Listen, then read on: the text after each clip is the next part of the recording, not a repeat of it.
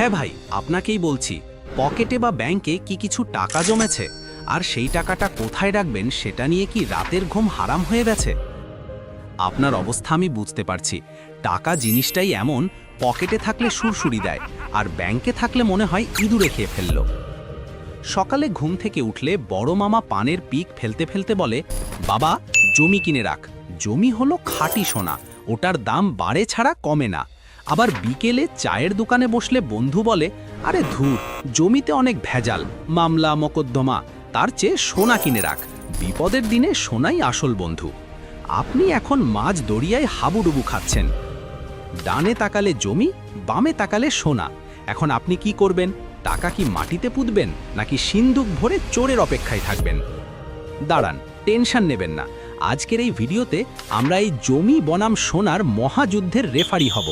আমরা দেখব দীর্ঘমেয়াদে কে আপনাকে রাজা বানাবে আর কে আপনাকে ফকির বানিয়ে রাস্তায় নামাতে পারে।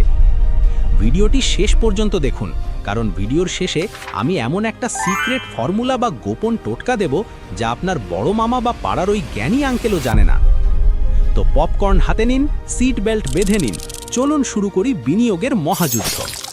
বিনিয়োগের দুনিয়ায় আমাদের সবার প্রথম পছন্দ সচরাচর দুটি: এক, জমি বা ফ্ল্যাট, যাকে আমরা বলি রিয়েল এস্টেট, আর দুই, গোল্ড বা সোনা।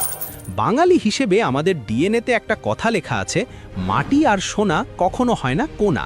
কিন্তু এই কথাটা কি আজও সত্য, নাকি এর মধ্যে কোনো শুভঙ্করের ফাঁকি আছে? আসুন প্রথমে কথা বলি আমাদের প্রথম প্রতিযোগী মিস গোল্ড বা সোনাকে নিয়ে। সোনা হলো বাঙালির ইমোশন আর ভাবিদের অহংকার। সোনা শুধু ধাতু নয়, এটা হলো শ্বশুর বাড়ির মান সম্মান মাপার যন্ত্র। মেয়ের বিয়ে সোনা লাগবে, ছেলের বউ ভাত সোনা লাগবে, স্ত্রীকে মানাতে হবে সোনা লাগবে। সোনার সবচেয়ে বড় সুবিধা হলো এর তারল্য বা লিকুইডিটি। লিকুইডিটি শব্দটা একটু কঠিন লাগছে, দাঁড়ান সহজ করে বলি। লিকুইডিটি মানে হলো বিপদের সময় কত দ্রুত আপনি জিনিসটা বেচে টাকা পকেটে ভরতে পারেন।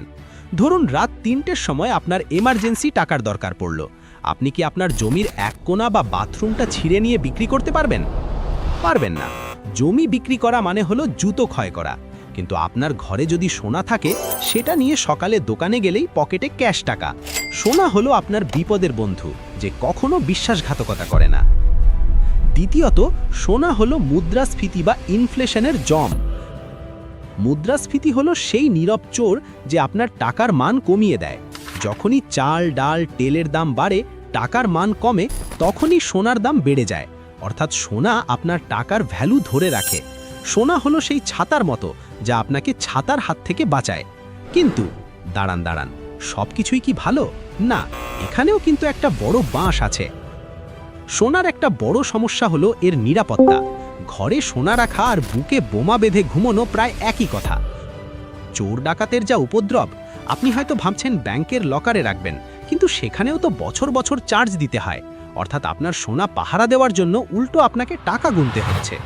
তাছাড়া আপনি যখন গয়না কেনেন তখন মজুরি বা মেকিং চার্জ দেন। আবার যখন বিক্রি করতে যান তখন দোকানদার একটা আতশ কাঁচ দিয়ে দেখে বলবে, ভাবি খাদ আছে, 20% কম পাবেনে। মানে কেনার সময় বেশি, বেচার সময় কম। লস প্রজেক্ট না তো? সোনা কিনে আলমারিতে তুলে রাখলে সেটা আপনাকে কোনো ভাড়া দেয় না, ডিভিডেন্ড দেয় না, শুধু চুপচাপ বসে থাকে। এবার আসি আমাদের দ্বিতীয় এবং হেভিওয়েট প্রতিযোগী মিস্টার ল্যান্ড বা জমির কাছে। আমাদের সমাজে যার যত জমি তার তত দাপট। জমি কিনলে নাকি ছাতি 3 ইঞ্চি চওড়া হয়ে যায়। লোকে বলে অমুকে তো জমিদার। জমির সবচেয়ে বড় সুবিধা হলো ক্যাপিটাল অ্যাপ্রিসিয়েশন বা দাম বৃদ্ধি। আজ যে জমিটা আপনি কিনলেন, 10 বছর পর সেটার দাম আকাশ ছোঁয়া হতে পারে। বিশেষ করে যদি জমির পাশ দিয়ে কোনো রাস্তা বা মেট্রো রেল যাওয়ার প্ল্যান থাকে, তাহলে তো কথাই নেই, আপনি রাতারাতি কোটিপতি হয়ে যাবেন। সকালে উঠবেন ফকির হয়ে, আর বিকেলে ঘুমানোর আগে দেখবেন আপনি এলাকার ডন হয়ে গেছেন। তাছাড়া জমি বা ফ্ল্যাট থেকে আপনি ভাড়া পেতে পারেন। মানে আপনি ঘুমিয়ে থাকবেন, নাক ডাকবেন, আর মাস শেষে ভাড়াটিয়া এসে আপনাকে টাকা দিয়ে যাবে। একেই বলে প্যাসিভ ইনকাম, টাকা কামানোর মেশিন। কিন্তু এখানেও একটা বড় দীর্ঘশ্বাস ফেলার সময় এসেছে। জমি কেনা কি এতই সহজ?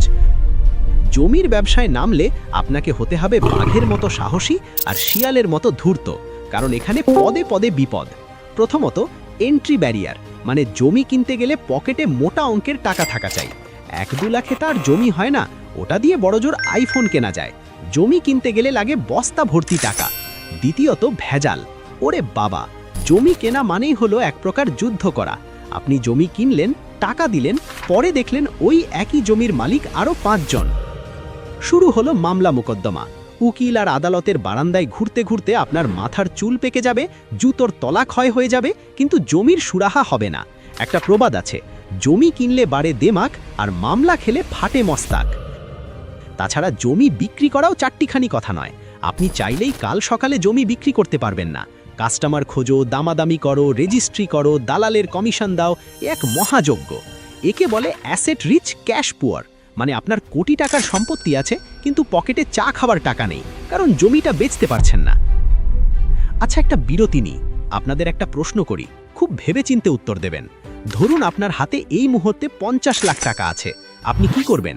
ক, শহরের পাশে এক টুকরো জমি কিনবেন, নাকি পুরোটাই দিয়ে সোনার বার বা কয়েন কিনে সিন্ধুকে রাখবেন?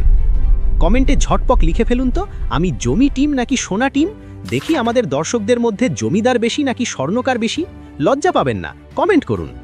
এবার আসুন একটু অঙ্ক কষি, কারণ আবেগ দিয়ে সংসার চলে, প্রেম চলে, কিন্তু বিনিয়োগ চলে না। বিনিয়োগের আসল শত্রু কে জানেন? তার নাম হলো মুদ্রাস্ফীতি বা ইনফ্লেশন।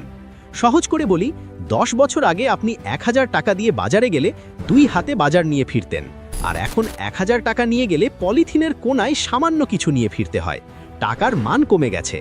এখন আপনি যদি 10 বছর আগে 1 লাখ টাকা দিয়ে সোনা কিনে রাখতেন, আজকের বাজারে সেটার দাম অনেক গুণ বেড়ে যেত। মানে সোনা মুদ্রাস্ফীতিকে হারিয়ে দিয়েছে।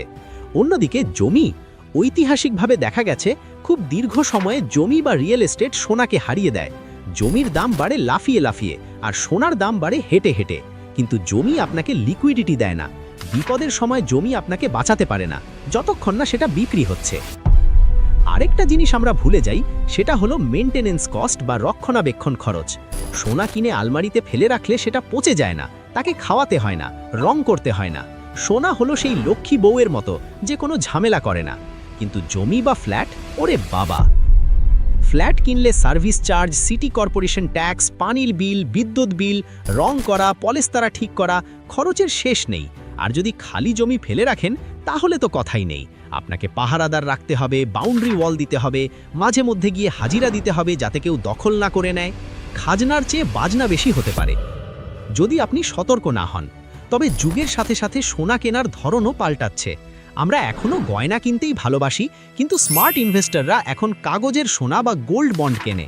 সেখানে চুরির ভয় নেই, মেকিং চার্জ নেই, আবার খাঁটি দামও পাওয়া যায়। আপনি কি জানেন, ডিজিটাল গোল্ড বা গোল্ড বন্ডে ইনভেস্ট করলে আপনি সুদও পেতে পারেন? হ্যাঁ, সোনা আপনাকে ভাড়া দিচ্ছে এমনটাই ভাবুন। আর জমির ক্ষেত্রেও এখন অনেকে রিয়েল এস্টেট কোম্পানির শেয়ার কেনে, যাতে পুরো জমি কেনার টাকা না থাকলেও লাভের ভাগ পাওয়া যায়। এবার আসি সেই আসল কথায়। ভিডিওর শুরুতে বলেছিলাম না, একটা সিক্রেট ফর্মুলা দেব। ফর্মুলাটা হলো ডিম আর ঝুড়ির তত্ত্ব। কখনো সব ডিম এক ঝুড়িতে রাখবেন না। যদি ঝুড়িটা পড়ে যায়, সব ডিম শেষ। আপনি যদি আপনার জীবনের সব জমানো টাকা দিয়ে শুধু জমি কেনেন, আর কাল যদি আপনার হার্ট অ্যাটাক হয়, চিকিৎসার জন্য জমি বেচতে বেচতে রোগী হয়তো পটল তুলবে। ডাক্তার বলবে, স্যার অপারেশন করতে হবে, আর আপনি বলবেন, স্যার আমার তো জমি আছে কিন্তু ক্রেতা পাচ্ছি না। কেমন লাগবে তখন? আবার সব টাকা দিয়ে সোনা কিনলে চোর যদি একবার ঘরে ঢোকে, তাহলে আপনি ফতুর। বউয়ের গয়না চুরি হলে বউ যে ঝাড়িটা দেবে, সেটা হার্ট অ্যাটাকের চেয়েও ভয়ঙ্কর হতে পারে। তাহলে সেরা বিনিয়োগ কোনটি? উত্তর হলো আপনার বয়স এবং প্রোফাইল অনুযায়ী ব্যালেন্স করা। যদি আপনি তরুণ হন, রক্ত গরম, ঝুঁকি নেওয়ার ক্ষমতা আছে, আর টাকাটা আগামী 10-12 বছর আপনার দরকার নেই, তাহলে চোখ বন্ধ করে জমি কিনুন। কারণ দীর্ঘমেয়াদে জমি যে রিটার্ন দেবে, সেটা সোনা দিতে পারবে না। জমির দাম 10 গুণ হতে পারে, সোনার দাম হুট করে 10 গুণ হয় না। জমি হলো টেস্ট ম্যাচ, ধৈর্য ধরলে সেঞ্চুরি নিশ্চিত। আর যদি আপনি একটু বয়স্ক হন, বা আপনার হাতে টাকা কম থাকে, অথবা আগামী 2-3 বছরের মধ্যে মেয়ের বিয়ে বা ছেলের পড়াশোনার জন্য টাকা লাগতে পারে, তাহলে সোনা আপনার জন্য বেস্ট। কারণ সোনা হলো টি-20 ম্যাচ, যখন তখন রান তোলা যায়, মানে ভাঙানো যায়। বন্ধুরা, বিনিয়োগ মানে শুধু লাভ খোঁজা নয়, মনের শান্তি খোঁজা। জমি আপনাকে ক্ষমতা দেবে, সোনা আপনাকে নিরাপত্তা দেবে। জমি হলো সেই রাগী বডি বিল্ডারের মতো, যে নড়তে চড়তে সময় নেয়, কিন্তু একবার মারলে প্রতিপক্ষ শেষ। আর সোনা হলো সেই নিনজার মতো, যে খুব দ্রুত মুভ করে এবং বিপদে আপনাকে বাঁচায়। তাই বুদ্ধিমানের কাজ হলো পোর্টফোলিও মিক্স করা। ধরুন আপনার 100 টাকা আছে, 50 টাকা দিয়ে জমি বা ফ্ল্যাটের ডাউন পেমেন্ট দিন, 30 টাকা দিয়ে সোনা বা গোল্ড বন্ড কিনুন, আর বাকি 20 টাকা ব্যাংকে বা ব্যবসায় রাখুন। একেই বলে স্মার্ট ইনভেস্টর। শুধু শর্মা আঙ্কেলের কথা শুনে সব টাকা এক জায়গায় ঢালবেন না, নিজের বুদ্ধি খাটান। যাই হোক, জমি কিনুন বা সোনা কিনুন, আসল কথা হলো টাকাটা নষ্ট করবেন না। আইফোন বা ফালতু গ্যাজেট কিনে টাকা ওড়াবেন না, কারণ শো অফ করে আপনি হয়তো দুদিনের জন্য হিরো হবেন, ফেসবুকে লাইক পাবেন, কিন্তু দিন শেষে পকেট খালি থাকলে কেউ চিনবে না। পকেট ভারী তো দুনিয়া আপনার, পকেট খালি তো নিজের ছায়াও আপনার সাথে থাকবে না। এই ভিডিওটি যদি আপনার মাথার জট একটুও খুলতে সাহায্য করে থাকে, তাহলে একটা লাইক দিন।